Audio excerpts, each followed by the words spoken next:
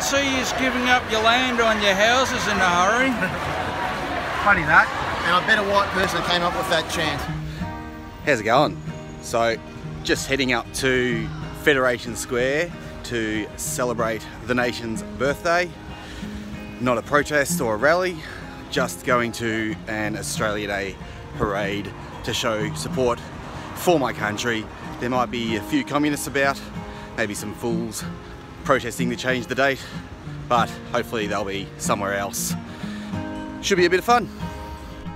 I met up with a small group of patriots. Neil Erickson, the organiser, was nowhere to be seen. Apparently he bailed. No idea why, but I'm sure there's a good reason. Australian Meditations was already there. Hey Matty, how's it going? Good. Hey mate. I'm Matty. Got a flag.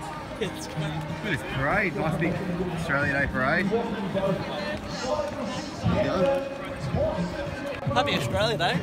Celebrating colonisation of Australia, which is a fantastic day to celebrate. The creation of Australia? Yeah, because birthday. we wouldn't have anything we have around us right now if it wasn't for those brave men and Captain Arthur Phillip. So God bless Australia and never apologise for being Australian. Members of the armed services took front and centre. This was great to see. If only the rest of the parade showed this much respect for the country. While walking to a different part of the parade, a few of the boys noticed some commie propaganda posters and gave them the treatment they deserve. To defend my country was once called patriotism, now it is called racism. Good point. One thing I soon noticed about this so-called Australia Day parade was a distinct lack of celebrating Australia. Whoever organised it was obviously far more concerned with pushing anti-whiteness, otherwise known as multiculturalism. There were even Islamic flags. I'm a little confused. I thought it was supposed to be an Australia Day parade. I just think it's ironically actually an Invasion Day parade because you've got so many people who are parading who have invaded this country silently, who came here apparently legally, but they're actually invading the country. It's a silent invasion. I don't see many Australians at the parade today. I met up with Dave after the parade. He had this to say. We're the most successful multicultural nation in the world. Apparently, yeah. Apparently that's the case. And so, yeah, that's what our Australia Day rally march should reflect. Yeah. The fact that we're being replaced, because that's government policy. That's current policy in the current year. What would an Australia Day parade in the current year be without shoving our ethnic replacement down our throats? Exactly. Isn't that wonderful? Exactly. It's just great to see anybody can come to Australia and drape an Australian flag on them and they're an Aussie. That's it. That's how it's done. Or not drape an Australian flag on yourselves and still call yourselves an Aussie. Really?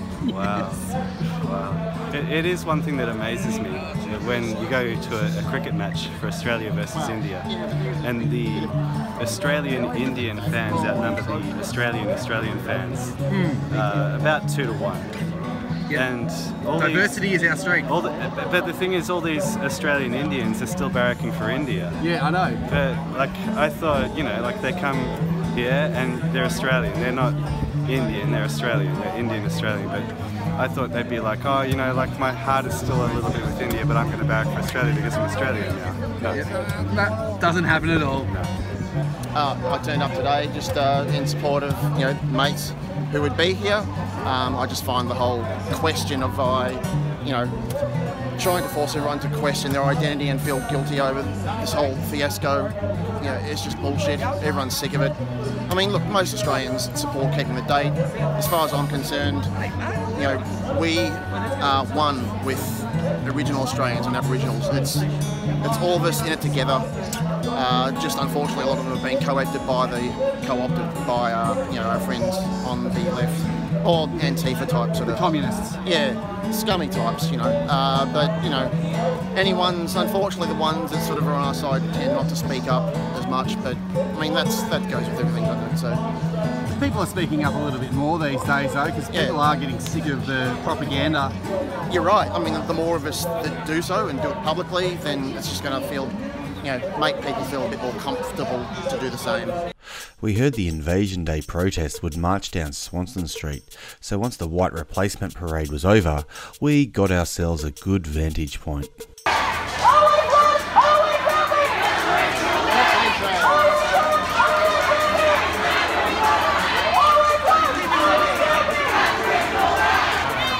I don't see you giving up your land on your houses in a hurry. Funny that. And I bet a white person came up with that chant.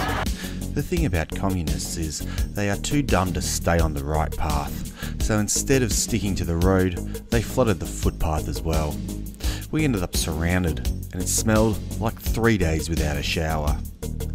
I tried to squeeze past a couple of the stinkers to get to Dave, and one of them shoved his hand in my face and grabbed at my phone.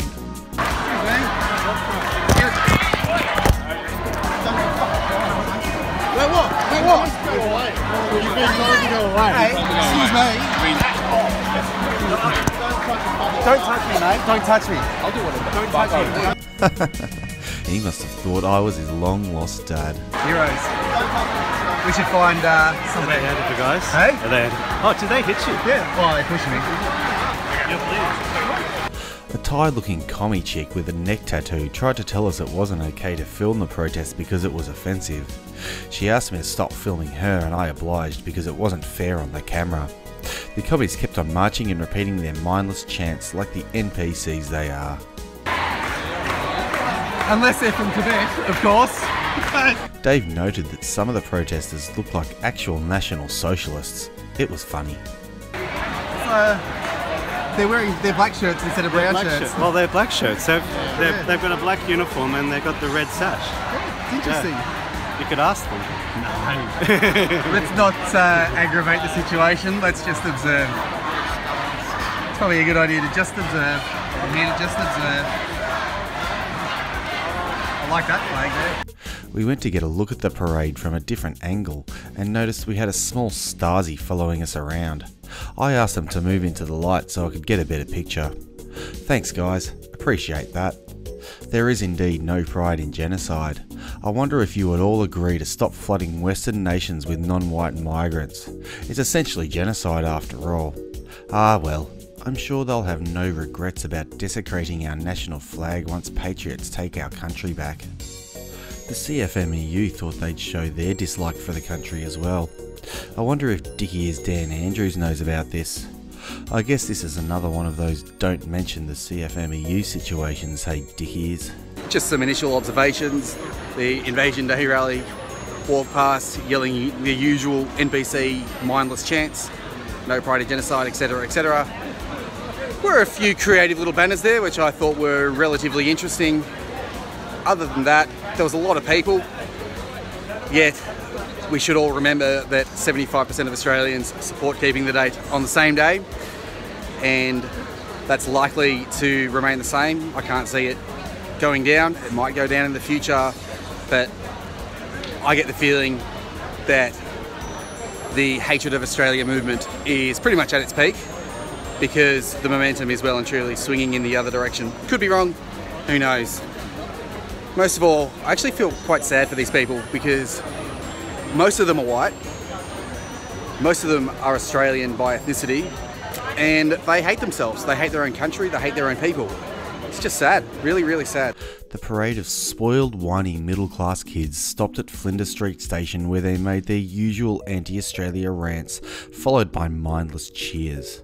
Some media reported it as tens of thousands of people, but it was barely 10,000, and the vast majority of those marching weren't even Aboriginal. I'm sure they'll be moving out of this so-called stolen land any day now. If your only source of news was the mainstream media, you'd probably think this was a huge event of great meaning, but the truth is it was essentially a fizzer. Organised by a group of communist activists hellbent on destroying the West, a bunch of self-loathing middle-class white kids walked down the street to yell away their own white guilt. Commies protest. It's all they ever do. Syntheside had this to say about it all. As usual, all the cliches and tropes that you'd expect. The one thing, I suppose I shouldn't be surprised, but they've ripped off the band Black Flag's logo and t-shirt for their own thing, but And on top of that, you know, the scuffle, I'm sure you'll show that, but you know, after that I tried to get into dialogue with one of them, but it's impossible, and they actually seem to, you know, give a few people the job of being their own little cops. They follow us around, and it's like, you know, they don't have walkie-talkies, but they may as well, like, keeping an eye on us and stuff. It's quite embarrassing seeing them act like total fucking Stalinists. This is the way it's going. No, it just looks that way because they have a louder voice. That's about it. Well, it's not that they have a louder voice, it's just that they yell louder. Yeah, and act like arseholes. And, you know, it's okay to, you know, show your hammer and sickle, but you know, that's about it. Exactly. I don't know. It's like, and we're not, you know, I don't know why. They always seem to think that we're anti-Aboriginal or this and that. It's ridiculous, but you can't even talk to them, so... Exactly, there's no dialogue at all. Most of all, I felt sad for them. Not because they are on the losing side of history, which they are, but because they have no pride in themselves or their heritage. They are truly ashamed of themselves for no other reason than they exist. More than anything, they need our pity. I want to leave you with this. The Aussie spirit is strong, and the fact that 75% of people don't want to change the date, up from last year, shows that most people still have pride in our country.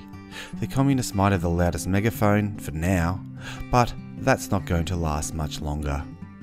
Nationalism is rising whether the ruling class like it or not, and we will not be replaced. I hope you enjoyed the video, share the truth around, and I'll see ya when I see ya.